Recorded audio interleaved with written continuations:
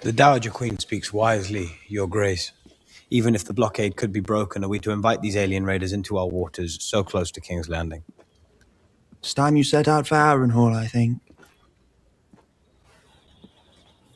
Your Grace, if Daemon prevails in the Riverlands, I no longer have the numbers to challenge him. We lost much at Rook's Rest, as you all know.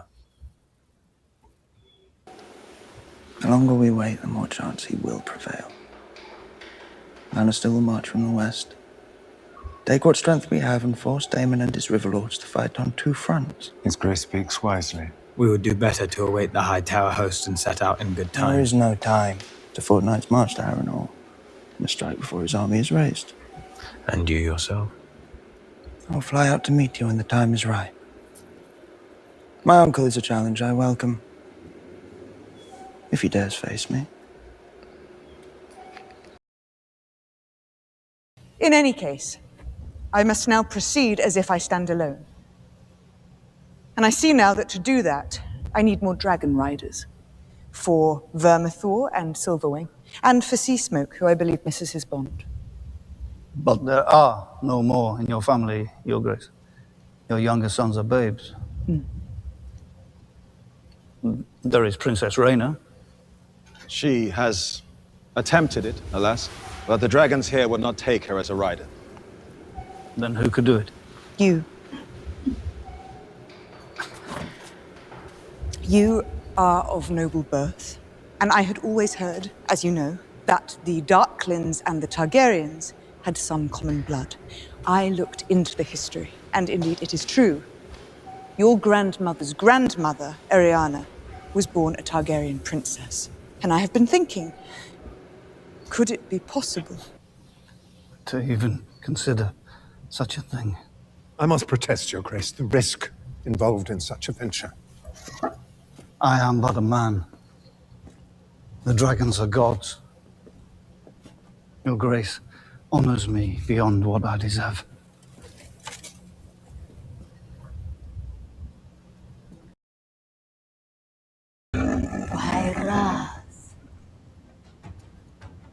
Seasmoke. Doheras. Likere, Emperorus! Likere! Rebas! Do not show fear. Ribas. Doheras. Seasmoke. No, Seasmoke, the one that just lost. Yeah, those. What is his name?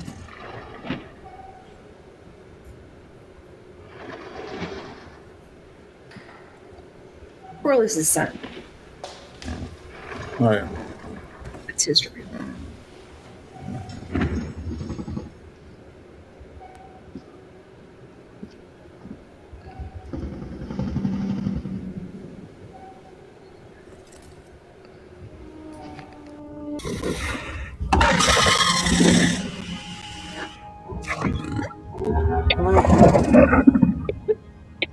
Oh my god.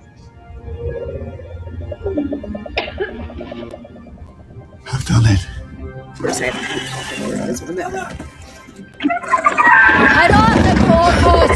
Herate Protos! I knew it wasn't. There is not food enough in the city. Those with means have bought more than their share. All the more reason Sir Tyler must break the blockade. In the meantime, the people are hungry, and their anger is rising. The enemy without may be fought with swords. The enemy within is more insidious. Why is this anger directed at us? It is Rhaenyra the Pretender who ordered the gullet closed and left them all to starve. They still look to you to ensure their well-being. That is the burden of authority. You should not go it alone. It does occur to me that your Grace has yet to name a hand.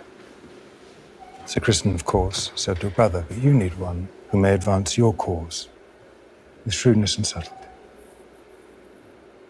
Do you take me for a fool? On the contrary, my I have prince. little patience for the self-important Lord Larys. but even less for flatterers and lake spittles.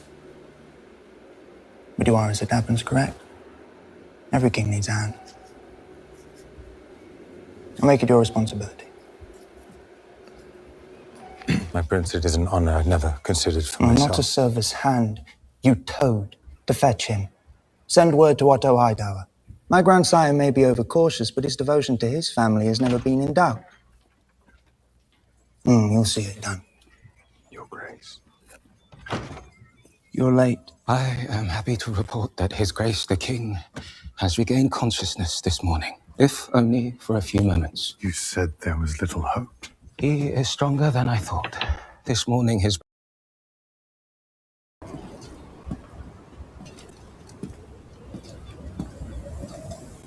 It was a bold attempt. I admire you for it. They say you struck Lord Bartimus today, in view of the staff and guard. The household is abuzz with it. He's lucky I did not have his tongue. And what did he say that was so deserving? I have tired of being protected, Jason. I bring to mind too much their mothers, or their daughters. They must see in me a ruler. And the symbols of authority are not jewels and gowns, but the shield and the sword. My ruler is my mother, and I do not wish it otherwise. Will you lead us to war yourself? For a certainty, I cannot remain here, pacing the floors, waiting for defeat and despair to visit me. Oh, don't be ridiculous. I'm doing all I can. I have directed Lord Mooton to march on Rook's Rest and sent another raven to the Vale to persuade... We may marshal the strength of the Vale, Maidenpool, and all our allies besides. We will still never match the strength of the Green armies. We need Daemon and his dragon. May I be free for even 1 hour of the constant refrain of Daemon, Daemon, Daemon. Your Grace. The Lady Massaria. My queen, our gift is sent. What gift?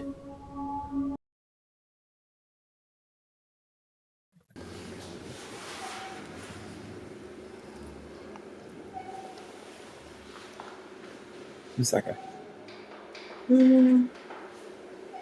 Hugh? Who's the blacksmith? Oh, he finds the Ratcatcher's dog. Is he gonna eat the dog? What?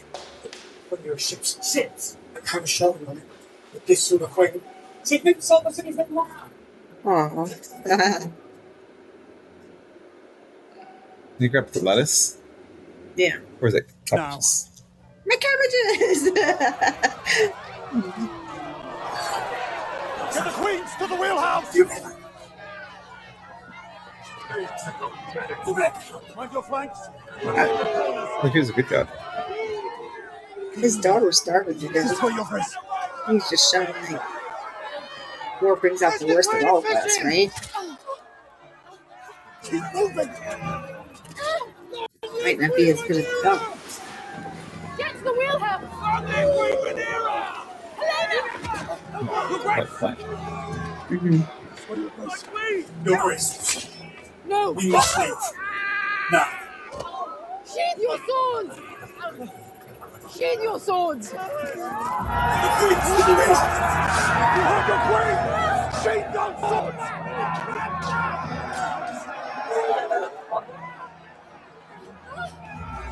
Poor Helena. The worst shit ever always happens to her. And she's so sweet, you know?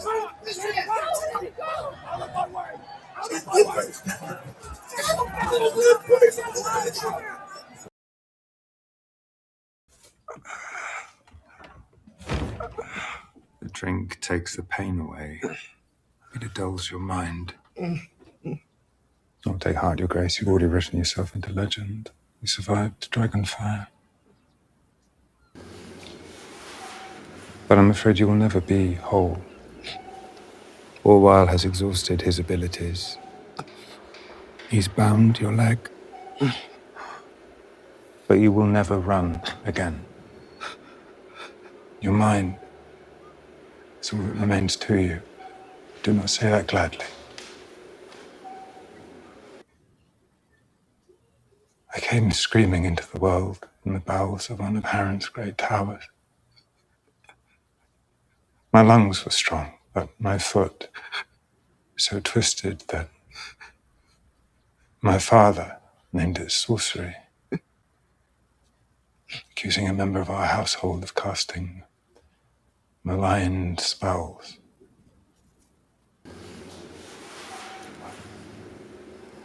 People will pity you, either behind your back or in your presence.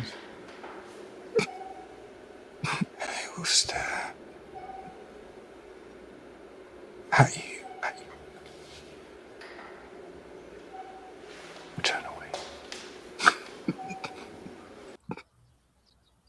And they will underestimate you. And this will be your advantage. No. No.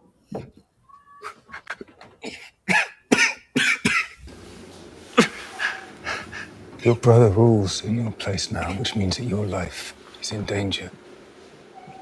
But I think you know that.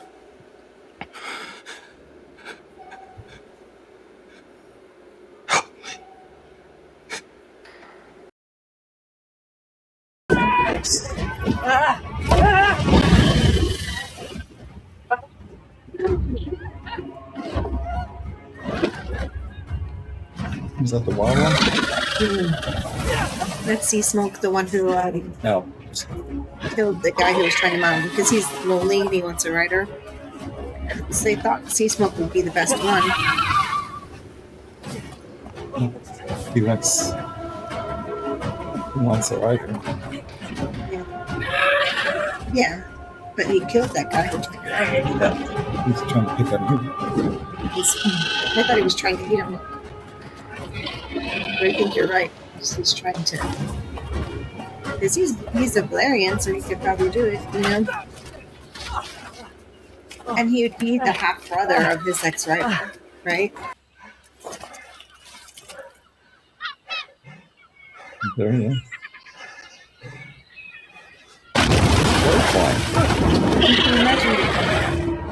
Oh, no, he didn't. Can you imagine? Good thing he's wearing brown pants, right?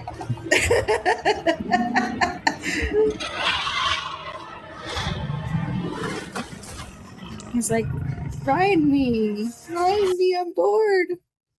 See, it says you want more. Okay, that was a cliffhanger. Yeah. I mean, we know what happens, but we don't know what she's gonna do. I mean, we know who took the dragon. She's thinking it's green, though. I just got to think of this as the, bottom of the barrel. Like, and if it's true, if it's green, then she literally has just no hope. Yeah. But she's gonna have a lot of hope when she finds out that it's not a green, because it's what she's been trying to do. Let's find somebody. However, it's going to be tricky because you don't know if that person's going to be loyal to you and take your side, or they're going to try to make a claim for themselves. I think that's Adam, right? Sure. ADYM. I think he's a good person. I think he will be loyal to her. Being a most likely a Valerian blood. I think. I don't know. What else do you think about this episode? You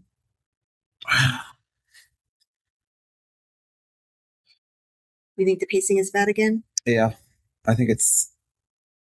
I mean, it's a bunch of. It's.